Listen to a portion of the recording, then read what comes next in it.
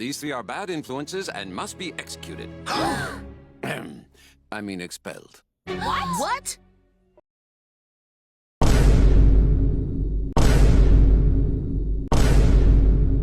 Uh-oh. I can't believe it's finally my turn to say this, but told you so!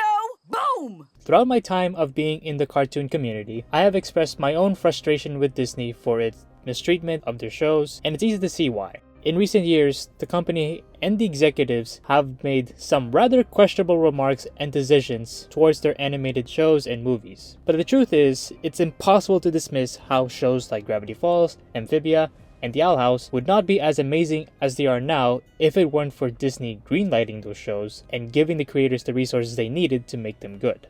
Dana Terrace, the creator of The Owl House, explicitly made that clear in a Twitter thread and in a recent interview. She could have gone to Nickelodeon, Cartoon Network, or even Netflix to make The Owl House, but it would be almost nothing like it is right now on Disney. While we don't know for certain that the show would be worse off on different networks, it's a fair assumption that it would be worse off. If Nickelodeon were to ever approve the show in some very unlikely scenario, The Owl House would be lucky to get anything more than one season and 11-minute episodes because it's not SpongeBob. Cartoon Network would have given The Owl House a better chance compared to Nickelodeon, sure, but the show would likely only have 11-minute episodes compared to 22-minute episodes that Dana wanted. To be clear, you can make an incredible story-driven show with 11-minute episodes, which is what Amphibia did, but The Owl House is not Amphibia, and given the tone and pacing of the show, the way The Owl House is written currently would likely never work or be as good in an 11-minute format. Also, if Cartoon Network did accept the show, it would have likely ended up being cancelled like Infinity Train. Of course, there are streaming services like Netflix, Amazon, or even YouTube. I mean, Helluva Boss is a popular cartoon that is available on YouTube. Those platforms would have treated the show better, right?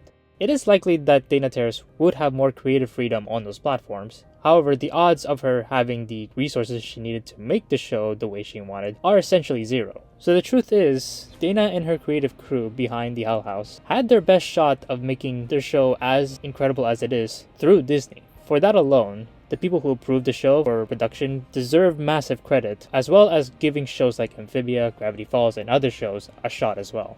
But while Disney deserves credit for approving these shows, that doesn't dismiss their mistreatment of them when it comes to promoting them, scheduling their episode premieres, and so on. It's also worth noting that people who work on animation don't get paid as much as they should, even though animation arguably requires more work and resources to make compared to their live-action counterparts. It's true that Disney gave these shows a better chance compared to Nick, Cartoon Network, and other platforms, but all that illustrates is just how bad those other platforms are for story-driven cartoons, rather than how good Disney is. So am I going to continue being critical to Disney and other platforms for not taking animation as seriously as they should? Absolutely, because they deserve it. People in general, especially executives of these media companies, have adopted this perception of animation of just being for kids, when we know that is far from the truth. Animation is for everyone, because it's a medium to tell a story, not a specific genre of storytelling. If anyone dares to argue against that, what the fuck?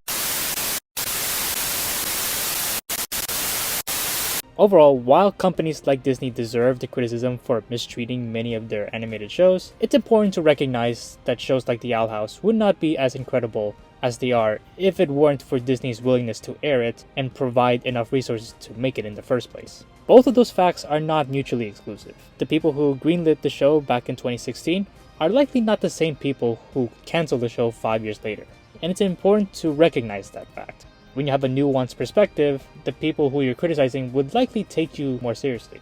I mean, that's assuming that if they will ever see your criticisms, but it's worth a shot expressing them because if they happen to see it, maybe they will consider your criticisms. But they will only do that if you actually show some nuance with it. So overall, it's important to give credit where credit is due, but continue to be critical when they deserve it.